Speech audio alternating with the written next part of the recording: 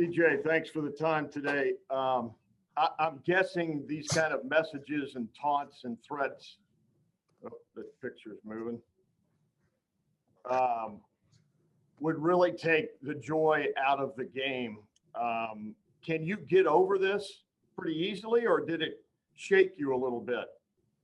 It definitely bothered me a little bit just because I go out there with a smile on my face every game, just ready to play basketball. And just for people to feel so ill about me after a couple turnovers or a missed one-on-one free throws, it just doesn't sit right with me because I feel this too. Did you, is there an update on the police investigation at all? I haven't got an update on it, though. Okay, thank you. Next up, Nicole Kraft with Brendan Gulick on deck. Nicole. Hey, AJ. I'm curious if you could kind of help us understand your thought process in going public with this. I mean, I'm guessing it's not the first time that you've gotten messages that were not complimentary, but what was your motivation and what were you hoping you would accomplish when you put these out in public?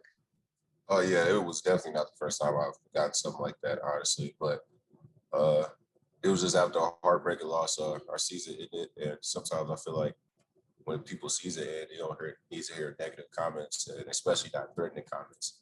But I just felt like it was time to say something, and a lot of other athletes also felt the same way, like they get comments like that all the time. So I would rather people see us as like humans and pick us up because we sacrificed so much for this season specifically. Also, really lost all our social lives during the season. So. Thank you. Next up, Brendan Gulick with Patrick Murphy on deck. Brendan. AJ, I'm sure this is not a comfortable thing to talk about, man. So thanks for being willing to spend some time with us. I guess my question builds off Nicole's a little bit from the sense that, you know, as a major Division I college athlete at a place like Ohio State, you know, you've got a heck of a platform, and that's been talked about a lot lately with student athletes across the country wanting to be able to use their platform the way they see fit. And I guess it's my understanding as you've gone through this that, you know, you're trying to have justice brought about, but also some awareness in this whole thing. I guess the question is how cognizant of your platform and your ability to try to make a difference beyond just this specific instance with you. How much was that part of your decision to bring this, you know, out into the public?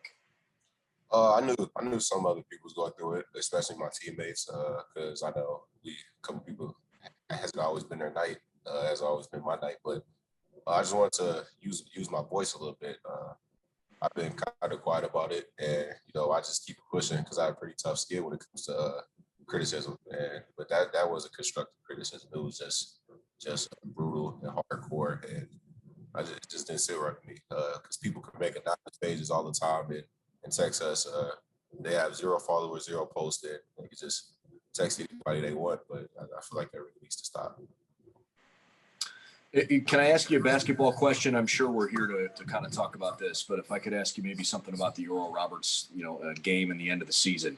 You know, it seems to us like there's going to be an awful lot of you back next year, right? I mean, you never really know year to year, but with the exception of CJ and Kyle, it appears that most of this team's going to return next year.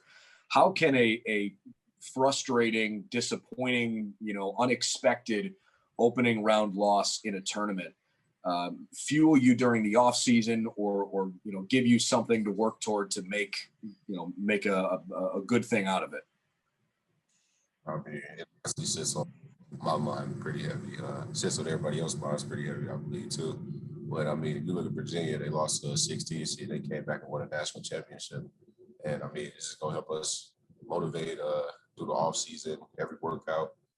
Just that heartbreaking loss and that pain that we went through after that loss. And I don't think it'll ever leave our minds.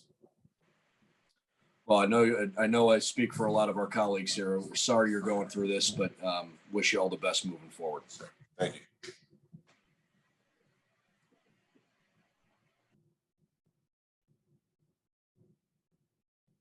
Next up, Patrick Murphy with Tony Girdman on deck. Patrick. EJ, obviously we don't have the same kind of following you guys do. How often do you get angry messages as compared to positive messages from Buckeye fans, win or lose? I mean, what's kind of the balance, the ratio or whatever in terms of what you guys receive? It's mostly like 98% all positive, but it's always that 2%. It comes at you pretty rough. I mean, have an off night, people won't have your back, but you have a great night, people definitely have your back. I mean, it's like sometimes fans get too high or too low, honestly, and they act out of emotion. But I feel like basically most of the time it's all Buckeye fans being positive. And is that the worst you've received? I hope, but is that the worst you've heard? Somewhat. I've got other messages like that, but yeah, it was pretty rough. Those stuck out to me, honestly. Next up, Tony Girdman with Rob Aller on deck. Tony. EJ, after you shared those messages, we've seen other athletes from around the country share some similar messages. Have athletes from around the country and other sports reached out to you, and have you guys just sort of created some sort of dialogue about it? Oh yeah, a lot of people reached out to me. Athletes said they were going through the same thing, and just have a tough skin to keep your head up because they've been in it for a while. Like Travion Williams said, he's been in things like that since like his freshman year, and that's just not okay, honestly, because he's a great basketball player himself, and he goes out there and works pretty hard on the off season and goes out on the court and gives it his all. And it was not his best night. I don't think people should feel more hurt than him because he definitely put in a lot of work to be where he is at. And the same with all athletes, because we put in a lot of work, and if the outcome doesn't go our way, what makes them think they're more hurt than us? Because that's our sweat, blood, tears, things of that sort. It is not right. And what do you say to people who think athletes should just, you're in the spotlight, just ignore it? What would you say to them? That's honestly pretty tough to just ignore. I mean, you really think about it this year, social media is our social life. So we haven't really been out. Everybody tried to stay safe. And when you're not around your basketball team, social media is your social life, honestly. It's easy. It's not as easy to hit the power button, but it's more easy to say hit the power button because cell phones, you can't just cut them off. But social media is our social life right now. So. Next up, Rob Aller with Jared Smalley on deck. Rob. EJ, I was going to follow up on that. Have you thought about leaving social media or getting off it for a while? I thought about just deleting some apps and things of that sort, but I don't think I can fully get off social media because I feel like I'm missing out on the world. Honestly, I don't really watch the news and regular television, but yeah, I feel like social media keeps me up to date. One of the ugly sides of this really is the race element.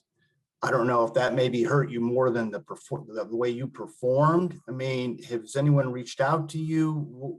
What are you doing with the whole idea of race, and where are you on that in terms of them attacking you and racist comments? I mean, like I said, people act out of emotion, honestly, and they just don't think we'll probably see those type of messages because I feel like we're on a bigger platform than them, and sometimes they just really want a response. But comments like that just aren't okay, honestly, to anyone, not even athletes, just people in general. Next up, Jared Smalley with Adam Jardy on deck. Jared. Hi, EJ. Two quick things. First, have you made a decision about next year? No, sir. I'm just focused on getting back into my regular life, being a little bit more social, getting back to my video games.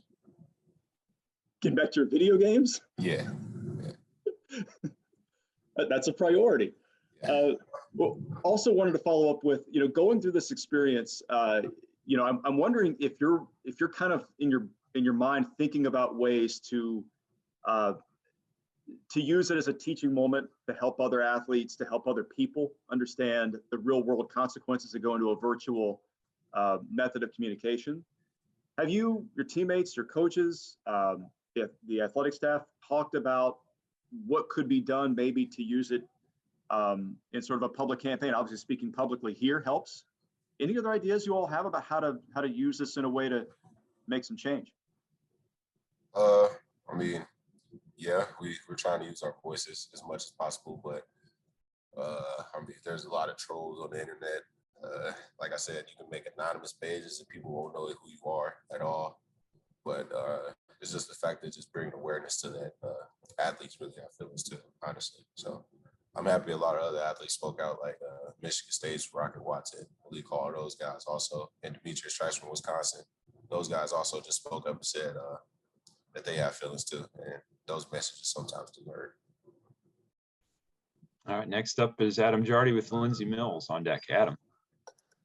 Hey, EJ, how comfortable are you like having to talk about all this and bringing this to the spotlight? Because we're sitting here and we're asking you all these questions and you didn't do anything wrong. It's these other random people that are attacking you and you're the one that's like kind of, trying to bring awareness to it and talking about this kind of stuff. I just wonder how comfortable you are talking about all this and doing all this. I'm fine, honestly. I feel like it had to be said by someone, honestly, and I'm happy I could be, I guess you could so-called a spokesperson for this, because I've received messages like this for a while, and I just feel as if it was time to say something, honestly. And what would be your hope going forward by bringing awareness to this and by talking about this and being, like you said, sort of like a spokesperson for this kind of cause? What do you hope that your words, your actions can? What sort of things do you hope that can affect? I mean, things are taken seriously. Honestly, like the police got involved because I mean, constructive criticism is a lot different than threats, and coming at a person they don't know at all is totally different than just giving constructive criticism. Sorry, and just people coming at your head and not really knowing the person you are. Because I feel like I feel like the person who sends stuff like that doesn't want their family to be talked to like that either. Because I know my mom doesn't want me to be talked to like that. All right, next up is Lindsey Mills with Stephen Means on deck. Lindsey. Hey, EJ. So are you checking your phone like right after the game, like in the locker room? Take us to that moment where you read those hurtful messages and what was going through your mind in that moment? I stayed away from my phone for a while after the game. On the bus, because it was an hour bus ride back to our hotel, I just put my AirPods in, closed my eyes, just listen to music. And then on the way back to Columbus, I just checked my messages and I just read some of the hurtful things people said about me. And it just didn't sit right with me at all. Just suffering a heartbreak, season-ending loss. Why do you think, I mean, I know you mentioned other athletes have also been, receiving hurtful messages, but why you this time? Why?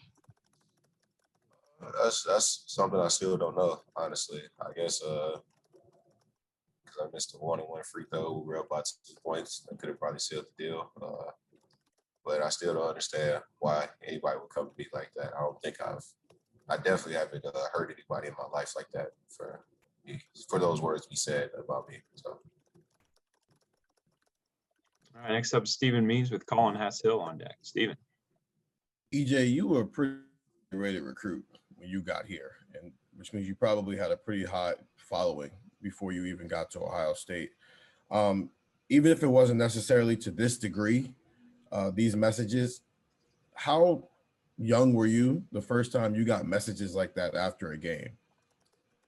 I would probably say about my senior year when I started getting really looked at as a recruit and things of that sort. I wouldn't have the best game, and people from rival schools text me, "You suck, you're a terrible person," just things like that. I just shook them off really because I don't want to be looked at as soft. And I just had tough skin for a while when it came to things like that. So when it did get to you, because you were 17, 18 years old, I guess who were the people you leaned on and kind of helped you get through when stuff like that would happen? Oh, definitely my parents, no doubt. They told me everybody has opinions. Everybody definitely has opinions. And everybody feels a different way about you. And all I can do is just keep my head high and prove them wrong. Next game, I step out there. Thanks. All right, next up, Colin Hass-Hill with Stephen Hellwagon on deck. Colin. EJ, you had a ton of high-profile people post at you on social media. Was there anyone that like stood out to you that you just really didn't expect to see that and reach out to you?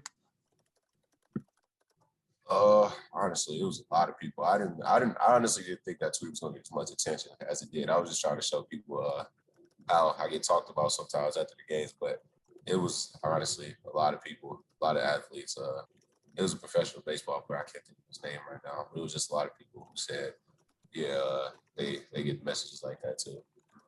And if if the police are able to find out who did this, would you be willing to, would you want to follow through with the prosecution part of it? Not really. I've been trying not to think about it. Steve Hellwagon up and Spencer Holbrook next. Steve. Yeah, EJ, your teammate, former teammate Caleb Wesson, he kind of tested the waters after his sophomore year. Is that process, and I know it's in the middle of a pandemic, and he was able to travel and get out and meet with NBA teams, and maybe that's not even doable now, but is that process even a thought in your mind at this point after the outstanding season you had? Is this any part of that process, part of your thinking, or where are you at, I guess, right now? I'm giving everything an option, honestly. But as of right now, I'm just taking a little time away from basketball, just getting back to my regular life. Hopefully I go home and see my family pretty soon. And we'll discuss things then. And if you think about it, I mean, if the top 6 or 7 guys other than Walker are able to come back, and Kyle, may or may not come back, whatever. I mean, you guys were a top 10 team this year. Do you feel like the pieces are there if most of this core comes back and you add a kid who just had a huge game in a state championship game here over the weekend, a freshman? Just what's your thoughts? Do you feel like this team can be right back up there in the top 10 as a contender next year, or what do you think? Oh, no doubt. If everybody puts in the work they did on the offseason, it's going to be pretty hard to beat us. I saw Malachi had like 37 in the state championship game. That was pretty cool. Congrats to him. But yeah, I feel like the young guys come in, give a big help. And Michi Johnson, he used this year to learn a lot from CJ and things of that sort. So I feel like we can be pretty good. Thank you. Next up, Spencer Holbrook with Lori Schmidt on deck. Spencer. EJ, a lot of times athletes are kind of hardened to this kind of stuff. Their skin just kind of hardens with the criticism and all the messages that they're getting. How, I guess you've already answered part of this, but like how important is it just to show people that you don't have to have the hardest skin in the world and you can be like almost vulnerable about this stuff and bring it to light? How important is that aspect of all of this? A lot of athletes are supposed to be looked at as just like entertainers, really. You could say, and we're supposed to be like tough always and show people that things don't get to us, but sometimes it really does. I know some athletes take it different than me, and I just look at it as my family. I have a little brother, little sister, a mom, dad, big sister, and a whole bunch of other family that supports me. And I definitely wouldn't want them to be talked about like that or talked to like that. And I don't want anybody in my family to talk to people like that. So I just want to be treated how a person wants to be treated. Then if I can follow up, you're a first team All Big Ten performer. You have a double-double in an NCAA tournament game. You almost win the Big Ten championship. It seems like this offseason was going to be set up for you to, really even elevate yourself even more from there. And now you're almost stuck here talking to us about this kind of thing. How much is this just weighing on you that you can't focus on the positives that came from this season because right now you have to deal with this? It was just a very select amount of people who said negative things about me, but it was the other total Buckeye fans who said they appreciated us, thanked us for having a season that we did. It brought a lot of joy to a whole bunch of households. So it doesn't weigh me down at all. I keep my head up every day, wake up with a smile on my face, and look forward to what's next. Thanks, man. All right, next up is Lori Schmidt. Lori. Hey, EJ, thanks for doing this. If you got a chance to personally talk to these people that send you messages, if you got a chance to meet them face to face, what would you tell them? I would just ask him why he felt like it was okay to say something to another human like that. Just not even me. Just the fact that you think so bad about a person and feel so bad about a person that you could say things like that. Thanks, EJ. All right, we have times for one more follow-up each from Patrick Murphy and Rob Aller. Let's start with Patrick and then Rob on. EJ, I don't know when we'll talk to you next. Just could you reflect on your season individually and what you're able to do? Obviously, the numbers you elevated, you started this year. Just looking back, I know it's tough coming off the Oral Roberts game, but how you felt you took your game to a new level this season? This season was a roller coaster, honestly. I worked all summer just to go out there and prove myself, and I feel like I did that in many aspects. I elevated my game, so I proved doubters wrong on me. And I just went out there and just played my hardest, gave my all this whole season. Man, it kind of hurts that I had to come to an end so soon. All right, and our last two will come from Rob Aller and Adam Jardy. Rob?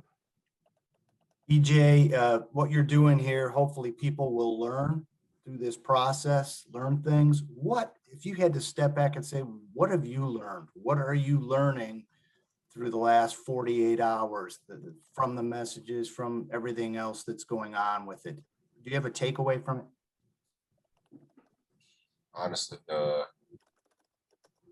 just know I'm not the only one going through things like this, and it's better to use my voice to stay quiet all the time, I guess. Like I said, I could take criticism, people telling me I suck and things of that sort, but I just use my voice, and I feel like a lot of other athletes use their voice, and hopefully this will slow down and in the near future come to an end. And it seems like you're not bitter at all or resentful, at least. Are you fighting that, or is this just kind of the person you are, that you kind of extend grace and mercy and you'd like other people to be the same? I feel like everybody's known me for about 2 years, and they know I'm not a mean person. I walk out my room every day, just embracing life and living every day, day by day, with a smile on my face. All right, we'll finish up with Adam Jardy. Adam. EJ, you mentioned a moment ago, hopefully getting to go and see your family. And I was just thinking this happening at the end of a season where you've not really gotten to see them almost at all, and just all the struggles and things that went into just having this season. Can you put into words what it was like to go through a year where you put up with so many things and so many restrictions just to have a season? It was definitely tough, very tough, honestly. I've never spent that much time away from my family. I got to see them at a distance and wave at them. But it was very tough for us as a team just to give away our social life and just being around people and the sacrifices we had to make just for our season to be successful. And we had a pretty successful season. No COVID cases. And just sacrificed a lot this year. And I just thank everybody in the medical team and the coaching staff for giving us the opportunity to play this year, this pandemic.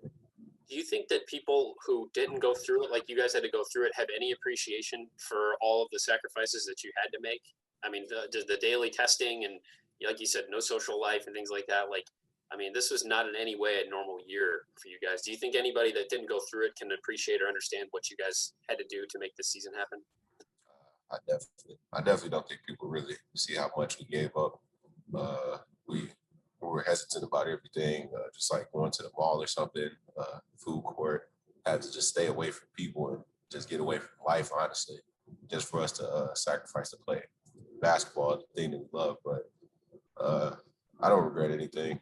I feel like the team doesn't regret anything because at the end of the day, we got to play the game that we love.